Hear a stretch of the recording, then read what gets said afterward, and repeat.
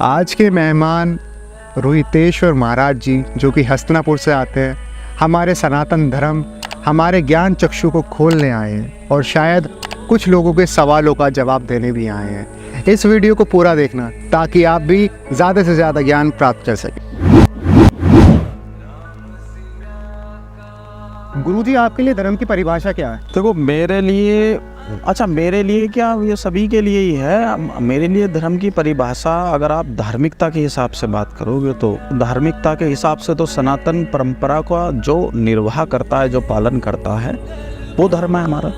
और इंसानियत के धर्म के हिसाब से अगर आप बात करोगे तो जो इंसानियत से रिलेटेड जो भी काम, जो इंसानियत के लिए, सृष्टि के लिए जो अच्छे काम है, वो उनका जो निर्वाह करता है, ये मेरे लिए वही धर्म की परिभाषा और सबसे बेस्ट।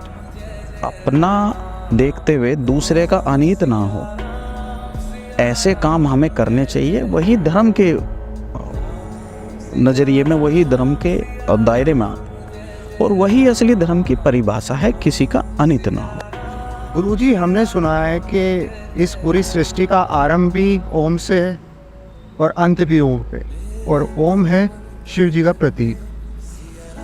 हाँ, देखो, ये टॉपिक ऐसा है, अगर आप इसको सृष्टि के आरंभ और अंत की अगर आप वैष्णव से पूछोगे तो उनकी परिभाषा अलग है, और आप सेविक से पूछोगे जो महादेव की पूजा करते हैं और उस संप्रदाय को पालन करते हैं, उसकी उनका टॉपिक अलग है, उनका मंतव्य अलग है।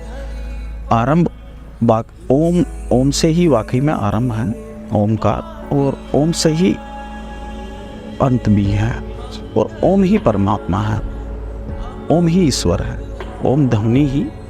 भाई, आप किसी भी मंत्र, अगर आप किसी भी मंत्र को आप जपोगे तो स्टार्टिंग में ओम है। गुरुजी, कैलाश पर्वत के बारे में हर कोई जानना चाहता है, पर आज तक भी कैलाश पर्वत की चोटी पर कोई चढ़ नहीं पाया। कई वैज्ञानिकों ने कोशिश भी करी है, बट वहाँ पे समय का भाव, दिशाहीन होना और भी बहुत सारे कारण हो, और कईयों ने ये भी बोला है कि वहाँ पे कुछ न कुछ दैवीय शक्ति भी है। और हमारे पुराणों में भी शिव जी का वास जो दिखाया गया है वो कैलाश पर्वत पे ही दिखाया गया है। तो आप इस चीज़ को किस नज़रिए से आम लोगों तक पहुँचा सकते हैं ताकि वो समझ जाए कि कैलाश पर्वत का इंसान के जीवन में क्या महत्व है? हाँ, देखिए, जो कैलाश पर्वत है वो महादेव का घर भी है, और माना नहीं जाता, वो है जी। उसका प्रमाण समय समय पे कई बार हमें सोशल मीडिया के माध्यम से भी, शास्त्रों के माध्यम से भी कई ऐसे वाक्य हैं जो कैलाश पर्वत को लेके उसमें दर्ज हैं जी। कैलाश पर्वत पर ना चढ़ने का एक मेन कारण ये भी है कि वहाँ का जो टेम्परेचर है जी, वो इतना माइनस में है कि वहाँ आम जन लोग आसानी से वहाँ सांस नहीं ले पाते हैं।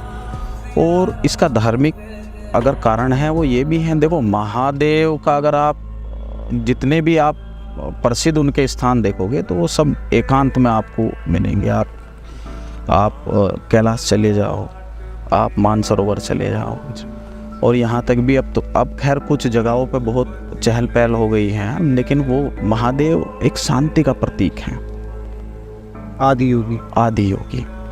तो कैलाश पर्वत पे लोगों के भीड़ इकट्ठा होने का एक मुख्य कारण ये भी है कि कैलाश पर्वत को आज भी महादेव का ही घर मानते हैं, और ऐसा मान्यता है कि वहाँ महादेव आज भी वहाँ रहते हैं सपरिवार।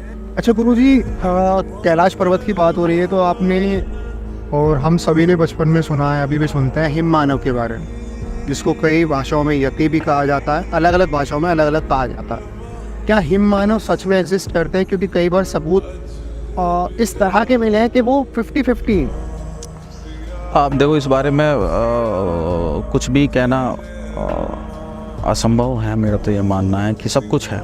जहाँ तक भी हमारी बात है जी, हम तो इस प्रकृति के एक छोटे से इतना आप हमको असली में कर्ण भी नहीं बोलेंगे, एक छोटा सा बहुत हिस्सा है कि हम अभी कुछ भी नहीं जान पाए हैं।